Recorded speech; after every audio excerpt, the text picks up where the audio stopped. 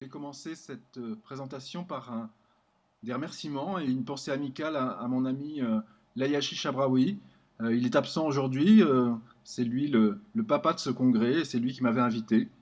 Je tenais à le remercier et à lui assurer toute mon amitié.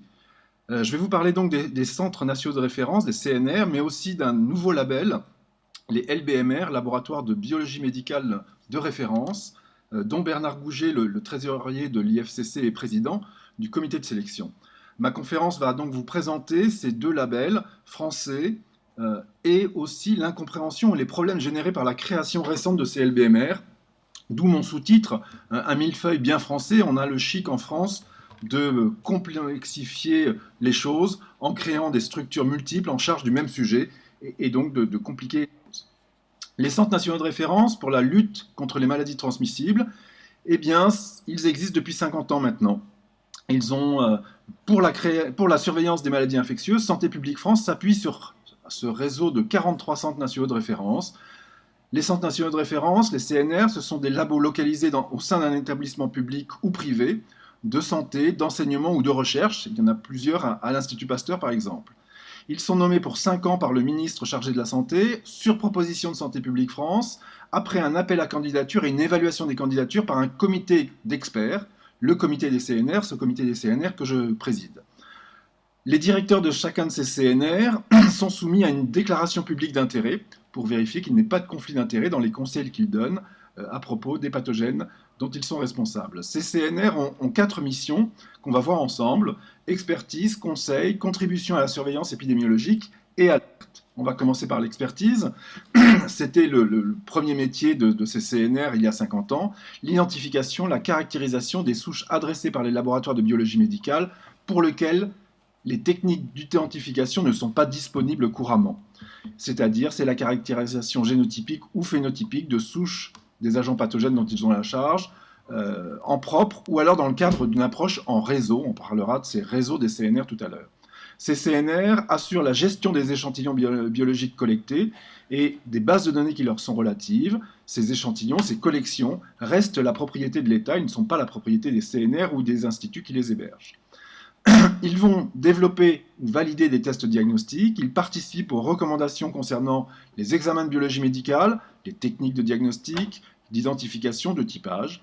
Pour les agents émergents, on l'a vécu pour le Covid, qui nécessitent de mesures urgentes de contrôle des épidémies, les CNR assurent le développement et la validation des techniques diagnostiques et contribuent à leur diffusion auprès des laboratoires de biologie, dans les meilleurs délais et à la demande du ministère chargé de la Santé. Et évidemment, ils vont participer aux activités dont les attendus sont précisés dans le cahier des charges spécifiques. Chaque CNR a un cahier des charges spécifique, mais globalement, on retrouve la contribution à l'évaluation de la sensibilité aux anti-infectieux et la définition des seuils de résistance pour les pathogènes aux anti-infectieux, l'information, la formation et le cas échéant, l'élaboration et la publication de guides techniques. Et les CNR peuvent bien sûr être sollicités par les agents sanitaires. Une activité de conseil aux professionnels de santé, mais aussi, surtout, beaucoup auprès du ministère chargé de la santé, des agences régionales de santé, de l'Agence nationale de santé publique et des autres agences de sécurité sanitaire, de la Haute Autorité de Santé, la fameuse HAS, du Haut Conseil pour la santé publique. Ils participent à l'élaboration de mesures de prévention et de contrôle des maladies infectieuses et ils répondent aux demandes d'expertise ou à des enquêtes demandées par le ministère. Ils contribuent également à la surveillance épidémiologique, c'est leur 3e mission, surveillance de l'évolution et des caractéristiques des infections par caractérisation des souches. Grâce à un réseau de laboratoires correspondants, ils vont collecter des données pertinentes sociodémographiques et épidémiologiques, par exemple l'exposition, la notion de cas groupé, l'origine associée aux soins, la résistance aux anti-infectieux et de prise en charge. Et les CNR veilleront par ailleurs à la représentativité de ces cas identifiés. Donc le réseau que constitue un CNR est un réseau qui doit assurer une représentativité nationale de ce qui se passe sur le territoire. Pour les infections peu fréquentes, les CNR doivent inciter activement les laboratoires à leur adresser l'ensemble des souches isolées en France. Certaines de ces pathogènes font l'objet d'une déclaration obligatoire et d'un envoi obligatoire au CNR, mais pas toujours. Ils participent également aux activités suivantes: la participation à la surveillance de la résistance, la contribution à l'étude de la couverture immunitaire d'une population protégée, particulièrement pour les pathogènes pour lesquels on dispose de vaccins, il faut vérifier que le vaccin protège toujours contre les pathogènes qui circulent et qu'il n'y a pas eu des mutations sous pression immunitaire. Ils participent à l'investigation de phénomènes épidémiques en apportant leur expertise dans le typage des souches, dans la comparaison de souches isolées chez des malades ou d'autres sources. Ils contribuent aux réseaux de surveillance internationaux et particulièrement européens, et ils contribuent à des enquêtes ponctuelles à la demande du ministère chargé de la Santé ou de l'Agence nationale de santé publique. Quatrième rôle, un rôle d'alerte, qui est un signalement sans délai de tout phénomène pouvant engendrer un risque pour la santé publique, à Santé publique France, à la Direction générale de la santé et, le cas échéant, aux ARS concernés, notamment quand il y a une augmentation de la fréquence d'isolement d'un agent pathogène ou signalement de cas groupés d'une maladie, quand il y a identification d'un agent pathogène nouveau, rare ou émergent, par exemple ce qu'on a vécu avec les coronavirus, le poliovirus, l'Ebola, ou d'une variation ou d'une mutation d'un agent pathogène connu pouvant lui conférer un avantage sélectif. Devant l'apparition de nouvelles formes cliniques ou de pathologies dans de nouvelles populations, et ils sont chargés de faire une information concernant les événements de même nature dans les pays étrangers à travers leur réseau européen.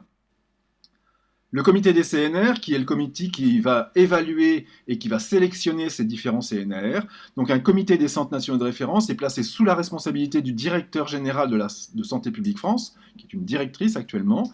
Il est composé de représentants de la Direction générale de la santé, de la Direction générale de l'offre de soins et de Santé publique France, d'experts en épidémiologie, en microbiologie, en infectiologie ou en santé publique, nommés en raison de leurs compétences, et j'ai été nommé en tant que microbiologiste. Les membres du comité sont nommés pour 5 ans par le directeur général de Santé publique France et ils sont eux-mêmes soumis à une déclaration publique d'intérêt pour vérifier qu'ils n'ont pas de conflit d'intérêt dans les décisions qu'ils prennent, dans le choix ou dans l'évaluation des différents CNR. Donc les missions de ce comité des CNR, c'est de proposer pour 5 ans, au regard de la situation épidémiologique, la liste des agents infectieux nécessitant un CNR, d'élaborer les cahiers des charges spécifiques des CNR, d'analyser les projets et de classer les candidatures dans le cadre d'un appel à candidature, de contribuer à l'animation du réseau des CNR et d'évaluer les CNR chaque année et à l'issue des 5 années d'activité. Il y a donc 43 CNR, on ne va pas tous les lire, il y a 43 CNR et 3 laboratoires experts qui n'ont pas les missions de surveillance épidémiologique et d'alerte, comme Bruxella, Charbon ou Francisella tularensis, avec des activités qui sont assez faibles. Vous voyez, des bactéries, des virus, des parasites. Donc on couvre tout ce qui est à priorité de santé publique comme surveillance des agents infectieux. Les LBMR sont une création récente. Le problème, c'est que ça a été créé sans vraiment définir le besoin. On devine dans les textes qui sont sortis que c'était l'envie de créer un réseau de laboratoires experts pour une technique ou une maladie. C'est-à-dire un laboratoire de recours spécialisé auquel les laboratoires d'analyse médicale peuvent envoyer leurs échantillons pour des analyses qu'ils ne font pas eux-mêmes. C'est ce qu'on devine en lisant entre les lignes. Dans le texte, il est marqué que les laboratoires de biologie médicale de référence ont été créés en 2016. Ils concernent tous les domaines de la biologie médicale, dont la microbiologie. Donc ça va des pathologies rares, de la biochimie, l'hématologie, l'immunologie, etc., mais aussi la microbiologie.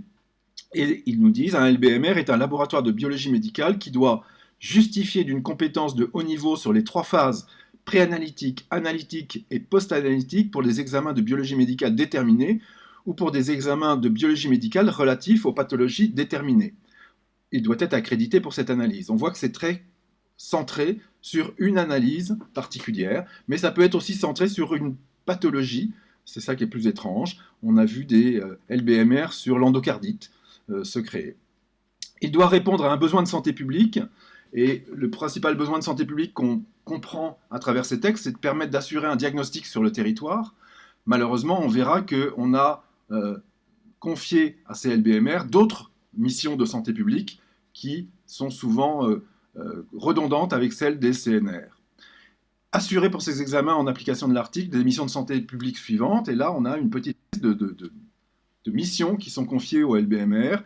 Une mission d'expertise, vous vous rappelez, il y avait aussi une mission d'expertise pour les CNR, une expertise de haut niveau pour les examens de biologie médicale déterminés ou pour les examens de biologie médicale relatifs aux pathologies déterminées. Cette mission concerne l'aide au dépistage, à la prévention, au diagnostic, à l'évaluation de survenue d'états pathologiques à la prise en charge thérapeutique. Cette expertise contribue notamment au développement et à l'évaluation de nouvelles méthodes d'analyse de diagnostic ou des pathologies déterminées, à participer à leur diffusion. Cette mission s'exerce dans tous les cas lorsqu'un échantillon est transmis au laboratoire de biologie médicale de référence ou lorsqu'une interprétation biologique lui est demandée en fonction de la clinique. Vous voyez, on est très proche de l'analyse. On envoie un LBMR parce il est labellisé pour une PCR, par exemple la PCR toxoplasmose. Eh bien, le LBMR doit pouvoir être expert dans cette PCR toxoplasmose, peut-être développer des nouveaux tests de PCR toxoplasmose, et puis pouvoir interpréter les résultats de cette PCR toxoplasmose vis-à-vis des laboratoires qui lui envoient les analyses de ses clients, on pourrait dire entre guillemets. Donc ce n'est pas tout à fait la même expertise qu'un CNR, mais il y a quand même des recouvrements. Une mission de recueil des données reçues vers les bases de données publiques adéquates dans un but de surveillance épidémiologique. Là, on retrouve la surveillance épidémiologique qui était confiée au CNR et à Santé publique France, de recherche et d'évolution des connaissances pour la prise en charge individuelle ou collective des patients. Malheureusement, on le voit dans les LBMR qui ont été nommés, souvent les LBMR n'ont pas les données épidémiologiques suffisantes pour exercer correctement cette mission de surveillance épidémiologique. J'ai un exemple, il y a un LBMR qui a été labellisé pour la culture et la PCR d'Helicobacter pylori, pour le diagnostic d'Helicobacter pylori. Ce LBMR ne recueille pas le fait de savoir si les patients ont déjà été traités ou pas, et du coup, les pourcentages de résistance qu'il peut émettre à travers ces résultats ne nous disent pas si c'est de la résistance primaire, secondaire, etc. Donc c'est pas très contributif. Cette mission contribue aussi à la connaissance et à l'amélioration des conditions préanalytiques de réalisation des examens de biologie médicale, des méthodes analytiques de référence et de ces examens et de l'interprétation des résultats obtenus. Donc on voit c'est très centré, analyse encore, et là on est tout à fait d'accord pour que cette mission se centre sur cette compétence-là. Une mission d'alerte des autorités sanitaires en cas d'émergence, de signes évocateurs de problèmes majeurs de santé publique dans le laboratoire de biologie médicale de référence à connaissance. Cette mission s'exerce le cas échéant dans les respects des règles qui l'encadrent notamment pour la réactovigilance et la veille sanitaire. On voit que pour la réactovigilance, très bien, c'est centré sur une analyse et c'est tout à fait normal que quelqu'un qui fasse beaucoup de cette analyse soit à la veille pour la réactovigilance. Par contre, pour la veille sanitaire, on peut se poser plus de questions. En l'absence de règles spécifiques, l'alerte s'exerce vers les agences régionales de santé et donc pas vers Santé publique France comme pour les CNR, et vers le ministère. Donc on verra que ça complique un petit peu les choses. Une mission d'information, de recommandation ou de formation par participation à un enseignement universitaire ou d'autres types de formations sur l'activité de référence, on ne sait pas très bien ce que ça veut dire. Une mission d'animation de réseau avec d'autres laboratoires de biologie médicale travaillant dans les domaines pour lesquels la qualification de laboratoire de biologie médicale de référence est demandée. Donc on ne sait pas très bien si c'est un réseau avec les laboratoires de biologie médicale qui envoient les prélèvements ou si c'est un réseau avec les LBMR qui sont sur la même thématique. C'est un peu à éclaircir. Quand on regarde un petit peu, qu'on fait les grandes différences entre CNR et LBMR, eh bien on voit que pour les CNR, l'appel à candidature, le nombre de CNR par pathogène, il n'y en a qu'un, c'est très compétitif. Il n'y a qu'un seul CNR sur les streptocoques, un seul CNR sur la maladie de Lyme. Ils peuvent avoir jusqu'à 2 CNR associés quand la mission est importante et qu'il y a un besoin de partager avec d'autres équipes des compétences peut-être un peu différentes. Les LBMR, il n'y a pas de limite. C'est donc beaucoup plus facile. Et par exemple, il y a 7 laboratoires qui sont LBMR pour la PCR toxoplasmose, on en a parlé tout à l'heure. Le financement des CNR, c'est Santé publique France, selon les dépenses éligibles. Donc à chaque fois, c'est une négociation sur des budgets et il y a une enveloppe globale de 20 millions d'euros pour l'ensemble des 43 CNR. Les LBMR, il n'y a pas de financement. Ce n'est que la cotation de l'analyse qui leur permet de gagner de l'argent. Le type de diagnostic, les CNR, on essaie de diminuer au plus possible le diagnostic primaire. On ne veut pas que le CNR Lyme soit submergé par des séros de Lyme qui sont commercialisés avec des kits et qui sont à la NABM. Alors que, au contraire, pour les LBMR, c'est que du diagnostic primaire, puisque c'est du diagnostic ou inscrit à la NABM ou en RIHN, quand c'est des choses, des techniques un peu innovantes, mais qui ont été inscrites à la NABM sous le terme des RIHN. L'évaluation des CNR, ben, elle est très resserrée. Chaque année, les CNR doivent envoyer un dossier qui sera évalué par le comité des CNR. Pour les LBMR, il n'y a pas d'évaluation encore pour le moment et il n'y en avait pas marqué dans les textes. Les notions de réseau, les CNR doivent animer des réseaux de laboratoires de biologie médicale choisis par eux-mêmes pour avoir une bonne représentativité nationale pour la surveillance épidémiologique. Pour les LBMR, il y a un réseau de laboratoires de biologie médicale vers le LBMR pour le transfert d'analyse. Peut-être un réseau, c'est pas très clair, des différents LBMR qui travaillent sur le même pathogène, mais pour le moment, c'est pas encore très bien fixé. Et puis, pour la gestion des conflits d'intérêts, ben, vous avez vu que pour les CNR, il y a une déclaration publique d'intérêt qui est faite pour les dirigeants des CNR. De la même façon, il y a une DPI qui est exigée pour les membres du comité des CNR qui évaluent ces CNR. Par contre, pour les LBMR, il n'y a rien du tout. Voilà. Donc les risques de conflit CNR-LBMR, eh bien, on a vu qu'au niveau de l'expertise, il n'y avait pas trop de recouvrement. Le CNR a une expertise scientifique large sur le micro-organisme, à la fois fondamentale et appliquée, et sur les pathologies des agents infectieux. Le LBMR est une expertise technique, on va dire, sur un test diagnostique et sur sa contribution au diagnostic. Donc on recouvre pas trop, il n'y a pas trop de conflits là-dessus. Le développement de techniques, là on retrouve la même mission chez LBMR et CNR. Il y a un risque de compétition et que le développement et l'évaluation est-ce que le développement et l'évaluation des techniques diagnostiques doivent être réservés à un label CNR ou LBMR? Est-ce que n'importe quel laboratoire de CHU peut aussi faire de l'évaluation? Ben ça, c'est quelque chose qui devrait se discuter. Le conseil, pas trop de recouvrement. Le CNR conseille plutôt le ministre et les agences de santé, mais aussi les professionnels. Le LBMR conseille uniquement les biologistes qui lui adressent des analyses, on a l'impression. La surveillance, là, il y a un risque que cette mission des LBMR perturbe la mission de surveillance des CNR. Il y a deux réseaux différents qui vont être concurrents. La représentativité territoriale des LBMR n'est pas au cahier des charges. Il y a un biais financier avec ces envois d'analyse par des laboratoires de biologie médicale qui seront facturés.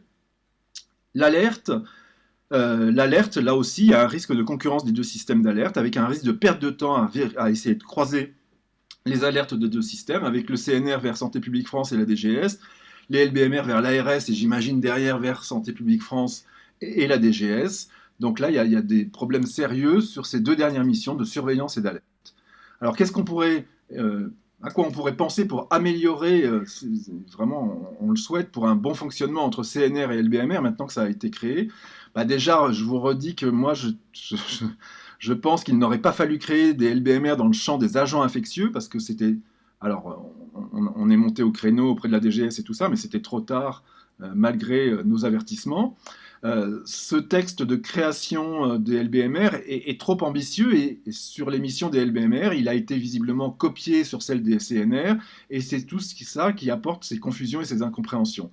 Donc je pense qu'il faut enlever aux LBMR les missions de surveillance et d'alerte ou leur en confier une part sous la direction et la coordination des CNR qui pourront vraiment choisir les labos avec qui ils veulent travailler, laboratoire de biologie médicale ou LBMR, ça peut être complètement indifférent. Il faut que l'activité de conseil des LBMR soit restreinte aux conseils aux biologistes de laboratoires de biologie médicale qui leur envoient des analyses, et que ces conseils ne portent que sur le pré-analytique, l'analytique et le post-analytique et l'interprétation. Voilà, et puis la question, faut-il mettre en concurrence LBMR, CNR et laboratoires de biologie médicale un peu spécialisés sur le développement et l'évaluation de nouveaux tests? Faut-il réserver ces développements et ces évaluations aux seuls LBMR et CNR? Voilà, je voulais terminer là-dessus en vous souhaitant une bonne discussion. Je vais essayer de me connecter en visio pour être présent avec vous et répondre aux questions. J'imagine que Bernard Gouget, qui est présent, va réagir à mes propositions et à mes critiques. Voilà, je vous retrouve tout de suite en visio. Merci à vous.